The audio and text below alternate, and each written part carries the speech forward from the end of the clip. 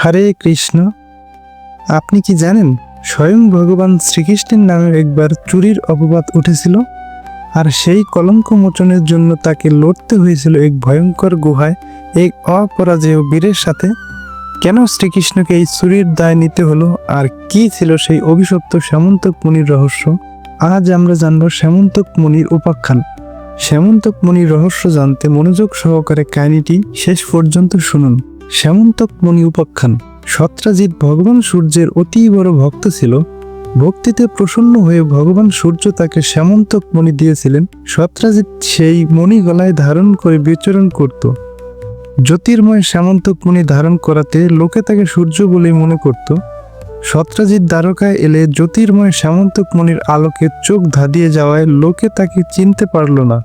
জনগণ ভগবান শ্রীকৃষ্ণের কাছে এসে বলল, হে শঙ্খ চক্র গদাধারী নারায়ণ, হে কোমল নয়ন, হে দামোদর, হে গোবিন্দ, হে যদুনন্দন, আপনাকে প্রণাম।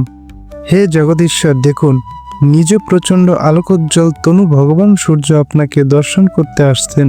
তাদের কথা শ্রবণ করে কমল নয়ন ভগবান শ্রীকৃষ্ণ হাসতে লাগলেন আর বললেন, সূর্য কোথায়?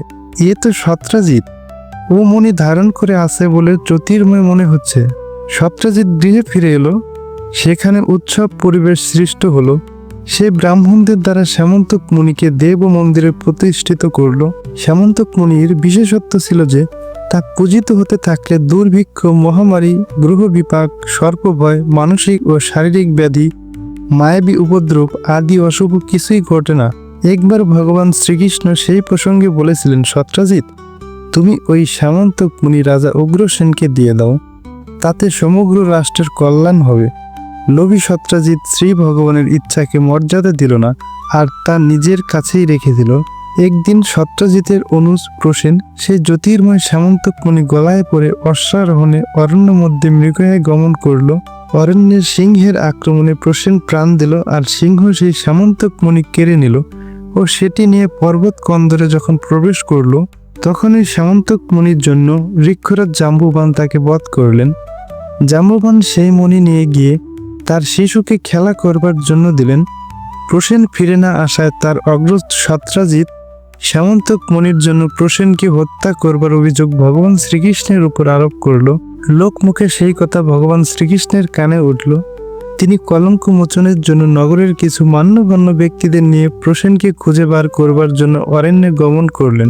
অরণ্যে বিচরণ করতে করতে দেখা গেল যে গভীর অরণ্যে সিংহের হাতে প্রসেন ও তার অশ্ব নিহত হয়েছে।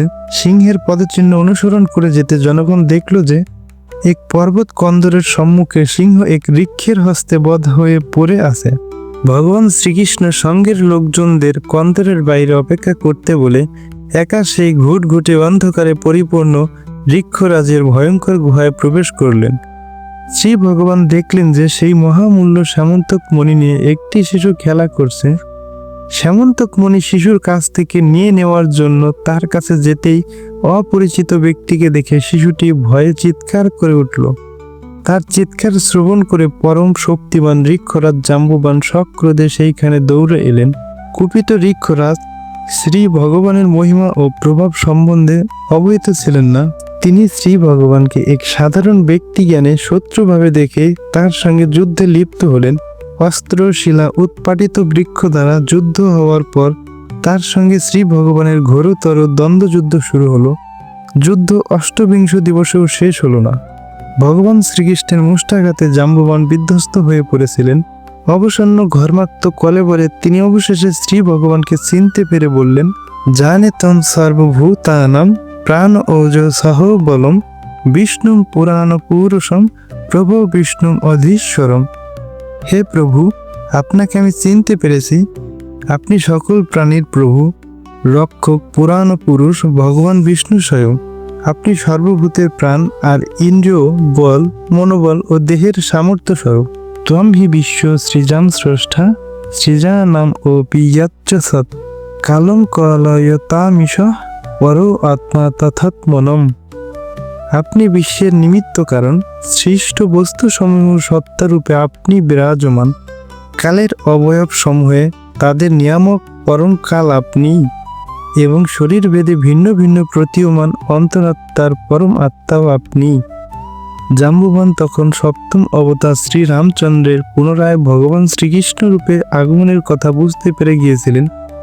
তখন কমল নয়ন শ্রীকৃষ্ণ নিজ পরম কল্যাণকর শীতল করকমল ঋক্ষরাজের দেহে স্থাপন করে অহেতুকী কৃপাযুক্ত হয়ে প্রেমময় গম্ভীর স্বরে বললেন, হে ঋক্ষরাজ, এই মণির জন্য আমি তোমার এই পর্বত কন্দরে এসেছি। এই মণির দ্বারা আমার উপর আরোপ করা মিথ্যা কলঙ্ক আমি মুছে ফেলতে চাই।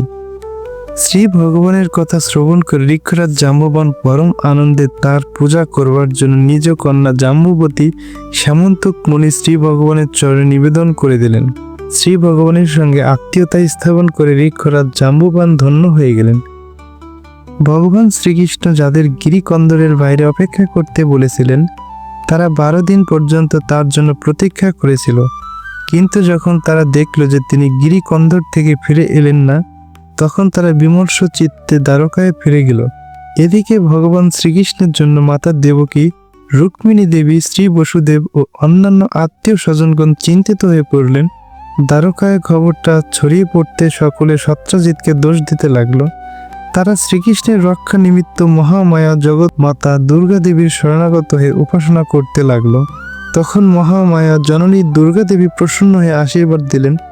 তখনই ভগবান শ্রীকৃষ্ণ শ্যামন্তক মুনি ও নববধূ জাম্বুবতীকে নিয়ে সফল মনোরথ হয়ে আবির্ভূত হলেন। দ্বারকার জনগণ দেখল যে তাদের পরম প্রিয় ভগবান শ্রীকৃষ্ণ ফিরে এসেছেন এবং সঙ্গে ভার্যা জাম্বুবতী ও শ্যামন্তক মুনিও রয়েছে। তারা পরমানন্দ অনুভূতি লাভ করল।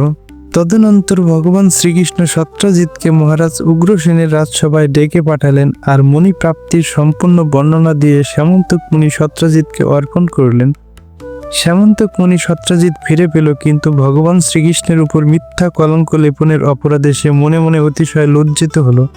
অপরাধ বোধ যেন সত্যজিৎকে সমানে তাড়া করতে লাগলো। ভগবান শ্রীকৃষ্ণ অমৃত বিক্রম, তাই সে ভীত হয়ে দিন কাটাতে লাগলো।